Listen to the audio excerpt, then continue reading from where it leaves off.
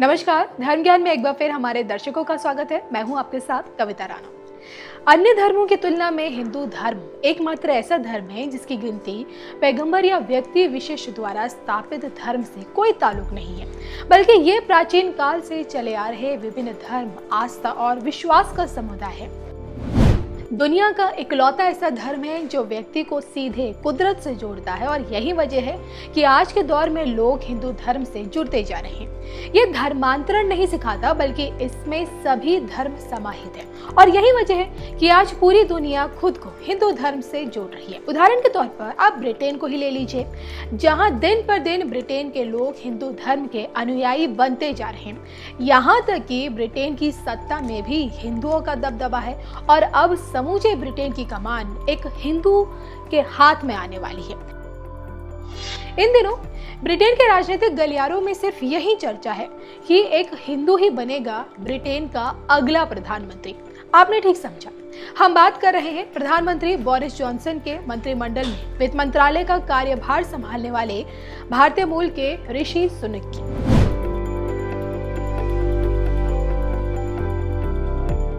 चारों तरफ यही चर्चा है कि जिस मुल्क ने भारत पर राज किया उस पर बहुत जल्द एक हिंदू का राज होगा। पेशे से इन्वेस्टमेंट बैंकर ऋषि सुनक के माँ बाप की जड़ें भारत से ही जुड़ी हैं, लेकिन 60 के दशक में वो इंग्लैंड चले आए। ब्रिटेन के नामी कॉलेजों से ऋषि सुनक ने अपनी पढ़ाई पूरी की। साल 2015 में पहली बार चुनाव जीतकर संसद पहुंचे। सांसद के तौर पर अपने 5वें ही साल में ऋषि सुनक के कंधों पर वित्त मंत्रालय की जिम्मेदारी आई और जैसे ही फरवरी 2020 में उन्हें ब्रिटेन का नया चांसलर ऑफ द एक्सचेकर नियुक्त किया गया, इसके तुरंत बाद कोरोना ने दुनिया में दस्तक दे दी। तो जिस वक्त स्पेन, इटली, अमेरिका में कोरोना चरम पर था, एक तरफ जहां ब्रिटेन भी कोरोना के जकड़ में था, तो वहीं दूसरी तरफ प्रधानमंत्री बोरिस जॉनसन भी कोरोना संक्रमित हो गए थे। इन हालातों में अपनी सूझबूझ और शानदार कदमों से ऋषि सुनक ने ब्रिटेन को कोरोना के संक्रमण से बाहर निकाला। उनके अब तक के कामों से ब्रिटेन वासी काफी खुश हैं। आलम तो यह है कि सिर्फ लोगों में ही नहीं, बल्कि कंजर्वेटिव पार्टी में भी ऋषि सुनक की लोकप्रियता में गजब का इजाफा हुआ है। अब पार्टी में ऋषि सुनक नंबर 2 पर आते हैं। पार्टी के ही एक नेता का ये कहना है कि ऋषि सुनक प्रधानमंत्री की तरह बात करते हैं, वैसे ही उनकी तरह की चाल ढाल है और लोग उन्हें सम्मान की दृष्टि से देखते हैं। वो काफी स्मार्ट है, सौम्य है और सबसे बड़ी बात हंसमुख मिजाज के हैं। और पार्टी में उनकी लोकप्रियता का अंदाजा आप इस बात से लगा सकते हैं कि पार्टी के आंतरिक सर्वे में ऋषि सुनक की अप्रूवल रेटिंग 81% है और जबकि बोरिस जॉनसन की लोकप्रियता में 10% की गिरावट आई है। अब ऋषि सुनक की एक खूबी जो आपके दिलों को जरूर छुएगी वो है हिंदू धर्म और अपनी संस्कृति को खुलकर उनका स्वीकार करना। कभी बतौर सांसद हिंदू के पवित्र ग्रंथ गीता पर हाथ रख शपथ लेते हैं, तो कभी हिंदू धर्म से जुड़ी गतिविधियों को निभाते हुए नजर आते हैं। दिन पर दिन कंजर्वेटिव पार्टी में एक तरफ जहां ऋषि सुनक की पकड़ मजबूत होती जा रही है, तो दूसरी तरफ ब्रिटेन वासियों के दिल में भी जगह बनाते जा रहे हैं। ऐसे में वो दिन दूर नहीं जब ब्रिटेन की सत्ता का ताज ऋषि सुनक के सिर पर होगा।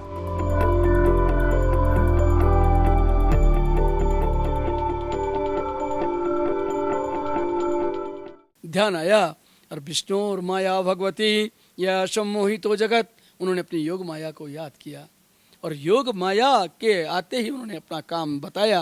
वो एक बच्चे के रूप में बदल गए। जब शिव जी के जाने के बाद उनकी पत्नी पार्वती आगे से गुजरी, उनकी ठोकर जो है भगवान पे लग गई और भगवान चिल्लाए, अरे बाप रे, इस अंधेरे में ये बच्चा कौन सा है? तो बच्चे को गोद पे ले लिया। शिव जी ने पूछा, रात खुल रही है, जल्दी स्नान करो, चलना है। कहा एक बच्चा है यहाँ पे। बोले बच्चा यहाँ कहाँ से आया? देखे, देखते ही पहचान गए भगवान।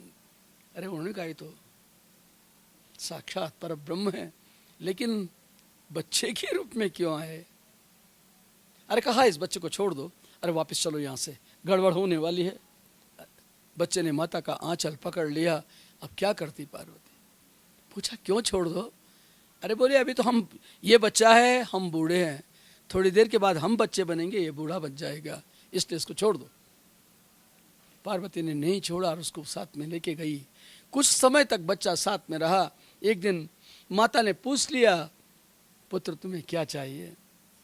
उन्होंने कहा केदार दे दो। कौ शब्द का अर्थ होता है पानी। समझा बच्चा पानी मांगता है तो लो पानी। और जैसे ही पानी देने को ही भगवान के जो हाथ थे दोनों खुल गए, नीचे ज्योतिर्लिंग था, सारा पानी उसमें गिरता चला गया। थोड़ी देर में ऐसा लगा कैलाश हिलने लगा, तो शिव भगवान शंकर जी ने आंखें खोल दी। सामने देखा भगवान नारायण के हाथ से पानी गिर रहा है और पार्वती पानी डालती जा रही है। तो सीधे उठ करके आए और भगवान के चरणों में गिर पड़े।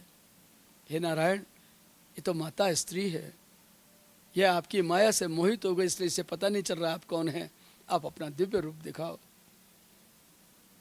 तो भगवान शंकर जी की प्रार्थना से मुग्ध होकर के प्रभु ने अपना चतुर्भुज रूप दिखा दिया। लिखा है कि शैलाधिराज तनया न तयो न तस्तो, पर्वतराज हिमालय की पुत्री पार्वती न तयो न तस्तो, न चल सकी न रुक सकी, वैसे स्तब्ध हो गई। तो भगवान ने उनके हाथ खोल दे, कहा माता सबसे बड़ा स्थान जानते हो किसका होता है दुनिया में? माँ का होता है। माँ से बढ़ के दूसरा स्थान नहीं। मैंने तो आपको खाली अपने स्वार्थ के लिए ऐसा रूप बनाया। ऐसा है, आने वाले कलयुग की मुक्ति के लिए मेरे पास कोई साधन नहीं था, इसलिए मुझे बच्चा बनना पड़ा। और ऐसा है, मेरे हाथ से निकलने वाला जो जल है इसने 4 भाग किए तुम्हारे ज्योतिर्लिंग के। ये पूरा का पूरा जो केदार क्षेत्र है केदार खंड में बदलेगा। खंड मीन्स टुकड़े, ये 4 टुकड़ों में बच जाएगा। मेरे शरीर को धो करके जो जल निकला श्याम वर्ण का, वो यमुनोत्री कहलाएगा। आगे चल के मेरी पत्नी बनेगी। मेरे चरणों को धोने वाले गंगा जी सदा मेरे पांव में निवास करती है। ये भूभाग एक टुकड़ा उनका होगा जिसे लोग गंगोत्री कहेंगे। माता पिता पांव में नहीं रहते, सर पे रहते हैं, आप हमसे ऊपर रहो, ये भाग केदार कहलाएगा। आज भी 11,500 फीट की ऊंचाई पे केदार है और आप बैठे हैं 10,000 फीट पे, ये बद्रीनाथ है। और जो बाकी का छोटा पीछे का हिस्सा है, इस पे मैं आने वाले कलयुग के लिए तप करूंगा। देखिए मेरा हाथ देखिए, यह है केदार, ठीक उसके पीछे आप बैठे हैं बद्रीनाथ। ये लेफ्ट हैंड में यमुनोत्री है, राइट हैंड में गंगोत्री है। ये चारों को मिल करके केदार खंड हुआ, इसे कहते हैं ज्योतिर्लिंग। यह है भगवान शिव जी का तो है, लेकिन अब परमात्मा उन्हीं की ही जगह पे तप करने के लिए बैठे। जब वे तप में बैठे तो 63 कोटि देवता लिखा है, माने 33 करोड़ के करीब देवता जो थे, सारे अतल वितल सुतल तलातल रसातल महातल पाताल से, भूलोक भुवलोक सुवलोक महलोक जनलोक तपलोक सत्यलोक से सभी लोग यहाँ आ गए देवता उनकी तपस्या को देखने के लिए। लेकिन भगवान तो समाधि से उठे ही नहीं, बुद्ध बने के रह गए। तो वो भी बुद्ध बन गए। अब उनके ऊपर से पानी पड़े, बर्फ पड़े, धूप पड़े, सब पड़ता गया।